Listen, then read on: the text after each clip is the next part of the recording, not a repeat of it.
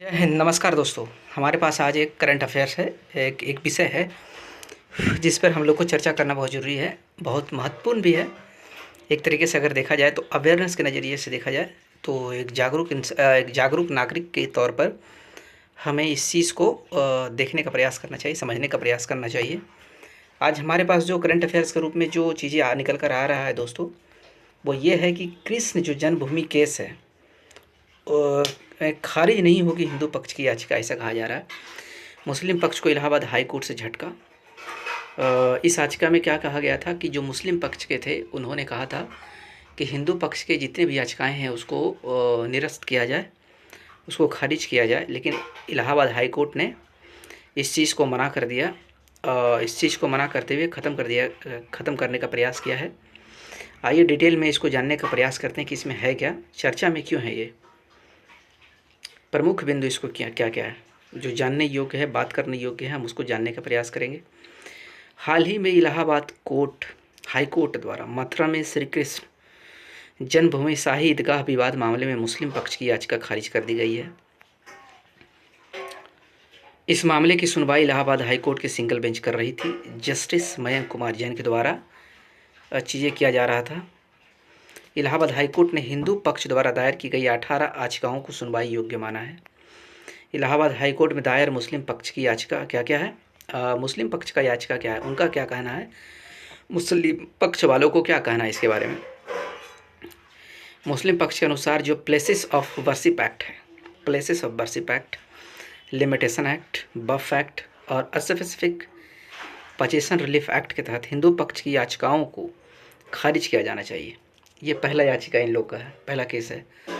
दूसरा केस क्या है, मुस्लिम पक्ष ने अपनी याचिका में हिंदू पक्ष द्वारा किए जाने वाले दावों के निराधार बताने का प्रयास किया है। ये दूसरा केस है दोस्तों। हिंदू पक्ष की 18 याचिकाएं क्या क्या चीज़ें हैं। श्री कृष्ण जन्मभूमि शाही ईदगाह विवाद क्या है, भूमि मुक्त कराने और सर्वे के लिए 18 याचिका दाखिल किया गया है। केस 1 में, याचिका 1 में क्या कहा गया है कि श्री कृष्ण विराजमान मामला है। इसके अंदर क्या बातें की गई है, श्री कृष्ण जन्मभूमि की ज़मीन को मुक्त कराने की मांग की है दोस्तों। ये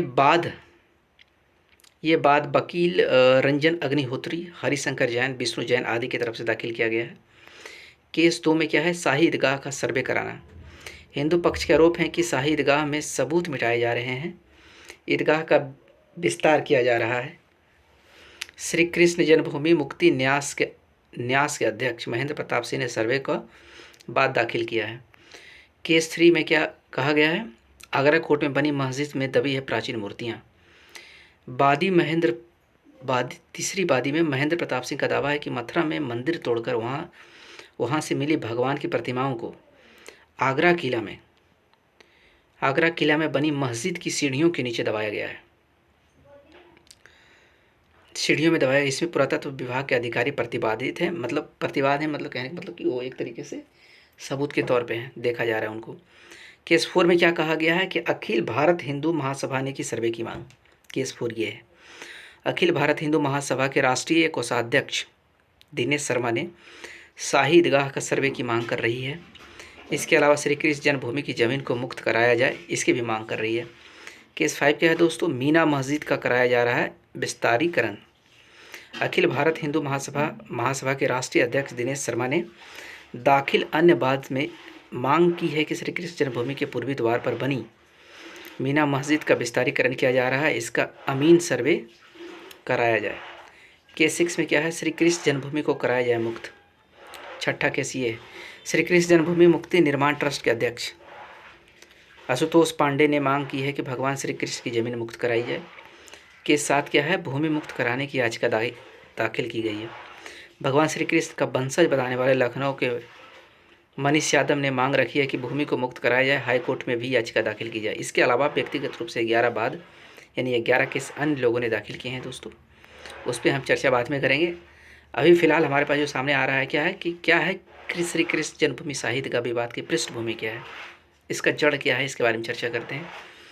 मथुरा में मंदिर मस्जिद का पूरा विवाद 13.37 एकड़ ज़मीन का है। करीब 11 एकड़ में श्री कृष्ण जन्म स्थान मंदिर बना हुआ है और 2.37 एकड़ पर शाही ईदगाह मस्जिद बनी है। याचिका में ईदगाह हटाकर मंदिर को यह ज़मीन देने की मांग की गई है। हिंदू पक्ष का दावा है कि मस्जिद में ही श्री कृष्ण मंदिर का गर्भगृह है। माफ़ कीजिएगा दोस्तों, आगे क्या है। 1968 में ज़मीन को लेकर एक समझौते का भी रद्द करने की मांग की गई है। 1968 में ज़मीन को लेकर एक समझौते का भी रद्द करने की मांग की गई है। हिंदू पक्ष का तर्क है, आगे देखेंगे कि 1968 में जो ज़मीन को लेकर जो समझौता हुआ था उसके बारे में भी हम लोग डिस्कस करेंगे। हिंदू पक्ष का तर्क क्या है कि मस्जिद भगवान श्री कृष्ण के जन्म स्थान पर बनाई गई है। इस मस्जिद में ऐसे तमाम हिंदू धार्मिक प्रतीक थे जो दिखाते हैं कि यह मस्जिद एक हिंदू धार्मिक स्थान पर बनवाया गया है। भवन के शीर्ष पर कलश और एक शिखर का होना, ये हिंदू धर्म का एक पहचान कराता है। मस्जिद का ढांचा हिंदू स्थापत्य शैली में होना, ये भी हिंदू का एक परिचय देता है, हिंदू शैली का परिचय देता है। मुख्य द्वार के ऊपर एक स्तंभ के शीर्ष पर कमल आकार चिन्हित होना, ये भी एक हिंदू धर्म की पहचान को दिखाता है दोस्तों। इसी आधार पर हिंदू पक्ष शाही ईदगाह मस्जिद की जगह को भगवान श्री कृष्ण का जन्मस्थान घोषित करने की मांग कर रहे हैं। इस ज़मीन पर कृष्ण मंदिर बनवाने के लिए एक उचित ट्रस्ट बनाया गया है दोस्तों। मुस्लिम पक्ष का तर्क क्या है, उनका कहना है कि इस ज़मीन पर दोनों पक्ष के बीच 1968 में समझौता हो चुका है, तब इस पर बात नहीं होगी।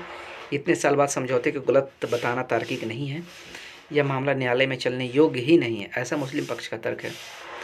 उपासना स्थल कानून प्लेसेस ऑफ वर्शिप एक्ट 1991 के अंतर्गत इस मामले की सुनवाई नहीं की जा सकती है। भारत की आज़ादी 15 अगस्त 1947 के दिन से इस धार्मिक स्थल की पहचान और प्रकृति जैसी वैसी की वैसी बनी रहेगी, ऐसा मुस्लिम पक्ष का कहना है। लिमिटेशन एक्ट ऑफ वक्फ अधिनियम के अंतर्गत भी इस मामले को देखा जाना चाहिए, ऐसा मुस्लिम का कहना है। मुस्लिम पक्ष का कहना है इस विवाद की सुनवाई वक्फ ट्रिब्यूनल में होनी चाहिए, ऐसा मुस्लिम पक्ष का कहना है। यह मामला सिविल कोर्ट में सुना जाने योग्य नहीं है, ऐसा मुस्लिम पक्ष का कहना है। ये याचिकाएं मुस्लिम की तरफ से तर्क दिए जा रहे हैं दोस्तों। अब उपासना स्थल क्या है, विशेष प्रावधान अधिनियम 1991 18 सितंबर 1991 को पारित किया गया है। उद्देश्य क्या है इसका, मस्जिदों और मंदिरों के स्वामित्व को लेकर होने वाले सांप्रदायिक विवादों को समाप्त करना, इसका मेन मोटिव है दोस्तों। आज के सेशन में इतना था, बहुत बहुत धन्यवाद आप सभी लोग का।